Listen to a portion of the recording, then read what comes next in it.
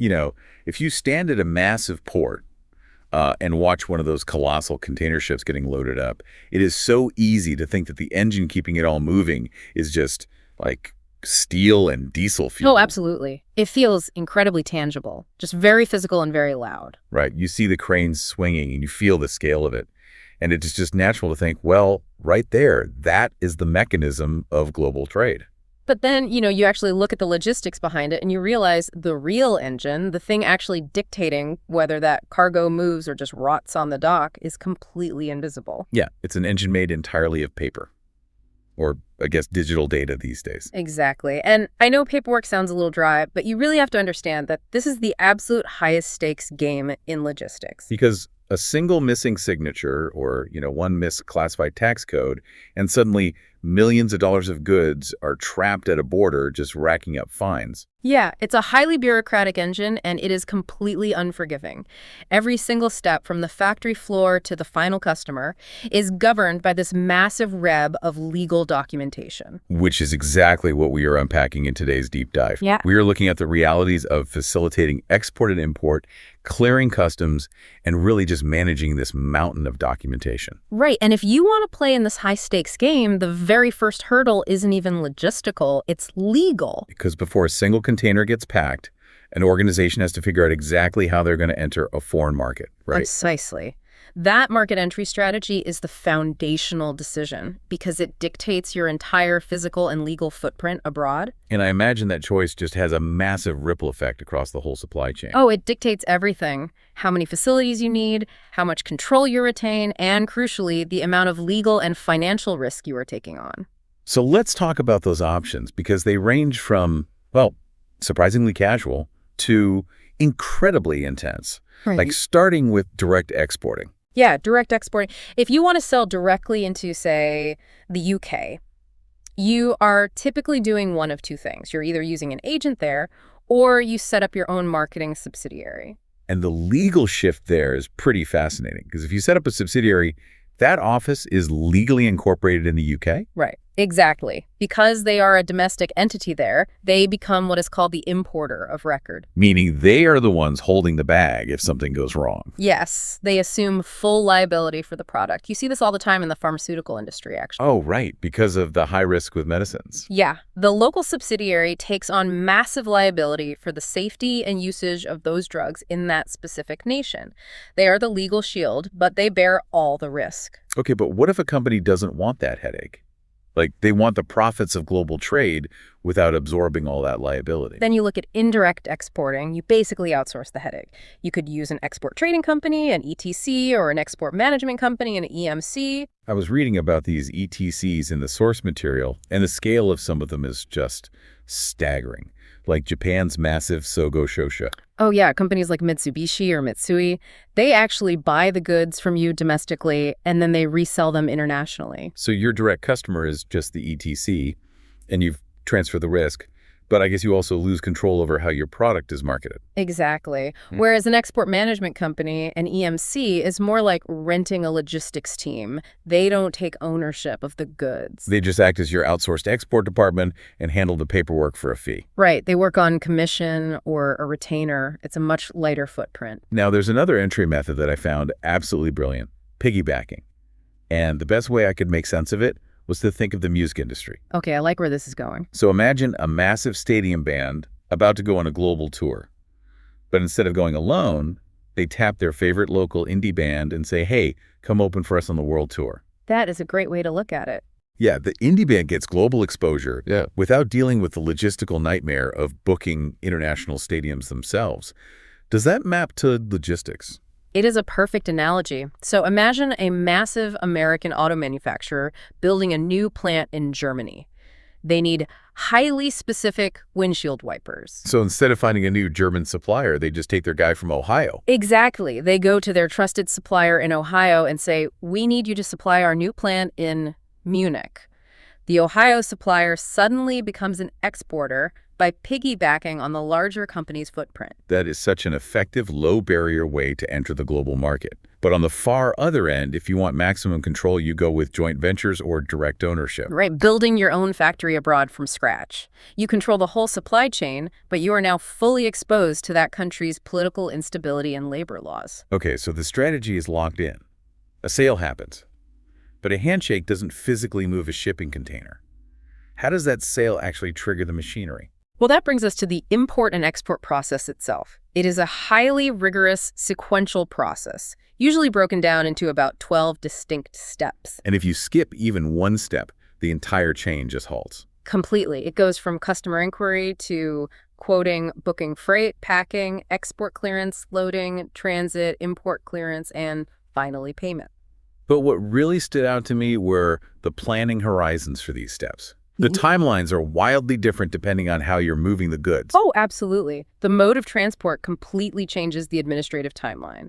If you are booking an ocean shipment, you need to lock that in at least 2 weeks in advance. Right, because loading 10,000 containers onto a vessel takes massive coordination. Exactly. But if it's going by air or truck, you might only need 5 days. But here's the part that genuinely blew my mind. When we talk about import clearance, I always pictured a guard at a physical border gate checking boxes. Oh, the classic clipboard and flashlight image. Yeah. But in reality, customs clearance often happens wheels up for an airplane, or while a cargo ship is literally in the middle of the Pacific Ocean. Right, because they aren't inspecting the physical goods most of the time. They are inspecting the data. And that early virtual clearance is entirely dependent on the invoices, right? Yes, invoices are the absolute lifeblood of the global supply chain, starting with the commercial invoice. Which is basically the definitive bill of sale, but it doubles as a customs declaration. Exactly. It tells the border agency who the buyer and seller are, what the product is, its weight, origin, and its exact financial value so they can assess duties. But in the real world, you don't always have the final exact commercial invoice ready on day one, especially for custom machinery where costs fluctuate. True, which is why you use a pro forma invoice. Think of it as a highly formalized preliminary quote. So it gets the bureaucratic gears turning, maybe helps the buyer get a letter of credit from their bank. Exactly.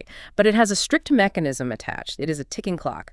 A pro forma invoice expires and must be replaced by a final commercial invoice, usually within 180 days. That makes total sense. It's a placeholder with legal teeth. But there is a third type of invoice we need to talk about, and I have to push back on this one. Okay, let's hear it. The consular invoice. From what I understand, this has to be written in the importing country's specific language, on their specific paper, and requires an official stamp from their consulate. That is all correct. But economists universally call this a non-tariff barrier to trade. If everyone agrees it is just a legally sanctioned bottleneck, why do some countries still demand it? It is incredibly frustrating for logistics managers. But you have to look at it from the perspective of the countries that use it, like certain Latin American nations or Tanzania. So it's about control and revenue protection. Like, they don't trust the commercial invoice generated by a foreign company. Precisely. Developing economies have historically dealt with massive issues of fraudulent valuation.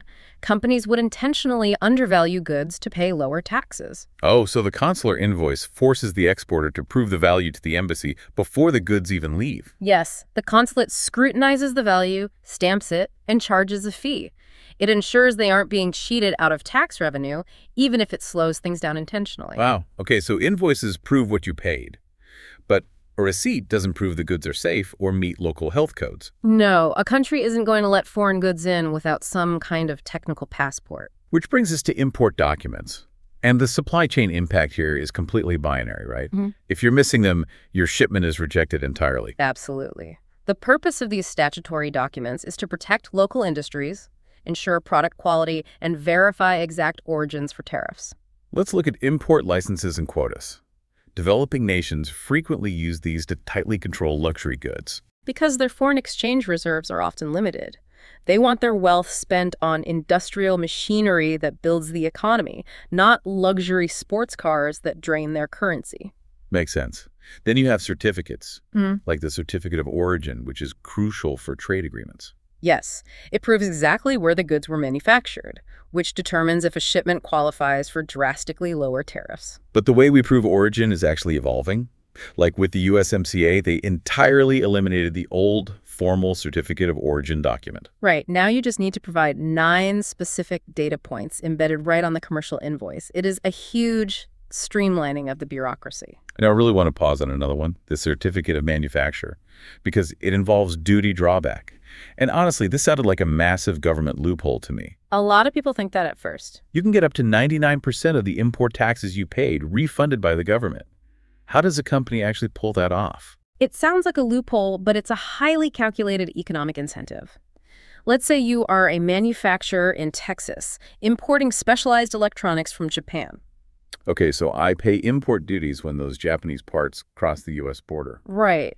But if you assemble those parts into a finished medical device in Texas and then export that finished device to Europe, the U.S. government refunds 99% of the duties you paid on those Japanese parts. Because they want to incentivize keeping the assembly plant and the jobs in Texas, rather than building the whole thing overseas. Exactly. The certificate of manufacture is the sworn affidavit proving those specific imported parts were consumed in the goods that were just exported. That is just meticulous forensic accounting.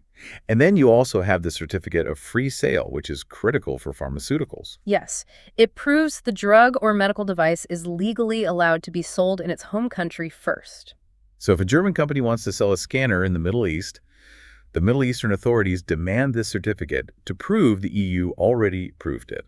It's a smart way for smaller regulatory agencies to piggyback on the rigorous safety testing of larger entities like the FDA or the European Medicines Agency. Okay, one more import document. The Carnet. So if I'm bringing a multi-million-dollar painting into France for a museum exhibition, I shouldn't have to pay permanent import taxes, right? Right, because it is not staying. So is a Carnet essentially just a hall pass for goods on a field trip? A hall pass is a great way to think about temporary admission. A Carnet allows for the duty-free transit of specific goods that have a strict departure date. All right, so if import documents protect what comes in, we have to look at the other side. Export documents. Which honestly always felt counterintuitive to me. How so? Well, I always assume countries want to export as much as possible to boost their GDP. Why would a government put red tape on companies trying to sell things abroad? Because unrestricted trade can be incredibly dangerous. Export documents ensure that critical, scarce, or dual-use items don't fall into the wrong hands. And violating export controls triggers massive criminal penalties, not just delayed shipments.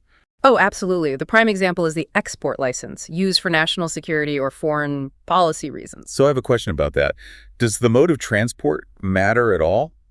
Like shipping a restricted item on a commercial flight versus a cargo ship? The mode of transport is completely irrelevant. The government doesn't care how it gets there. They care about the nature of the item, the destination, and the end user. So they're looking for dual-use goods, like a specialized titanium valve that could be used for plumbing or for building a nuclear centrifuge. Exactly. You need an export license to prove exactly who is buying it and what they intend to do with it. Got it. And even for standard non-restricted goods leaving the U.S., if they are over a certain value, you have to file electronic export information, or EEI. Right. It used to be a physical paper called the Shipper's Export Declaration, but now it's all digital through a portal called AES Direct. It's actually how the government calculates the national trade deficit. We also have the Foreign Shippers Declaration, which is basically a financial shield for repairs. Sure. Exactly. If you ship a broken motor back to Germany for repairs, you don't want to pay import duties again when they send it back. This declaration prevents that double taxation. Okay, so we've satisfied the border agencies on both sides. The government says we are legally cleared to trade, but the government doesn't drive the trucks. No, they certainly do not. Now you have to deal with the physical carriers. Right, so how do we legally bind the freight companies who are actually moving this stuff? This is the domain of international transportation documents. These are the legally binding contracts of carriage. And the king of these documents is the bill of lading. I've always thought of it like the ultimate sign here for your pizza delivery receipt. I mean, essentially, yes. Except instead of a $20 pizza, it represents $50 million of electronics. It proves the carrier took possession and delivered it in good condition. That is true. But its most critical mechanism is actually financial. In international trade, a buyer's bank often won't release payment to the seller until they see the official bill of lading. So if the paperwork gets lost, the bank just freezes the funds. Exactly. The supply chain halts not because of a physical barrier, but a financial one tied to that specific document. That is wild. The paper literally unlocks the money. Now, what if I'm a massive operation, like an oil company, and I want to rent an entire ship? Then you use a contract called a charter party. You are chartering the entire vessel. Conversely, if a carrier is moving goods for 1,000 different buyers on one vessel, they use a manifest which lists every single consignee on board. Okay. The paperwork is flawless. Cargo is on the ship. Bank released the funds. But before the goods can actually enter domestic commerce, they have to face the final boss of logistics. The customs clearance process. Yeah, and the reality of this process is that it is a highly scrutinized gauntlet where a government agency classifies your goods, values them, and demands their tax revenue. And the impact on the supply chain cannot be overstated. This process directly determines your final landed cost and can drastically alter your profit margins. Because the rules change constantly, companies almost never do this themselves. They hire private experts called customs brokers. Yes, to navigate the labyrinth. And the absolute heart of that labyrinth is the harmonized system, or the HS code. It's a standardized numerical classification system used by 183 countries. And the battles over these numbers are legendary. Like a shipment of gummy vitamins. Right. The gummy vitamin example is perfect. If a broker classifies them as a food ingredient, it might be a 2% tariff. But if the border agent argues they are a medical product, the tariff might jump to 10%. Millions of dollars literally hang on how a single item is defined in that manual. And once classified, customs calculates the duty based on the landed value. But wait, regional trade agreements are trying to eliminate this entirely, right? Yes, like within the Schengen area in Europe. The transit and documentation are all virtual, so goods just flow across national lines without stopping for physical clearance. Which is a huge contrast to the rest of the world. Now, there is one highly controversial element of valuation we have to discuss. Transfer pricing. Ah, yes, transfer pricing. Normally, a company sells a product to an independent customer at the market rate, an arm's-length transaction. But massive corporations often sell components to their own subsidiaries in different countries. Right, an internal sale across borders. And here's where I get confused because it sounds like legalized tax evasion. It definitely raises eyebrows. If I own a tech company and build a microchip for $10, couldn't I just sell it to my subsidiary in a tax haven country for $1? I shift all my profits there and pay almost no import duties. Which is exactly why it is arguably the most heavily policed area of corporate taxation. Organizations like the OECD publish incredibly complex guidelines to audit these transactions. But how do they prove what the price should be if the microchip is proprietary and there's no open market price? That is the genius of the auditing mechanism.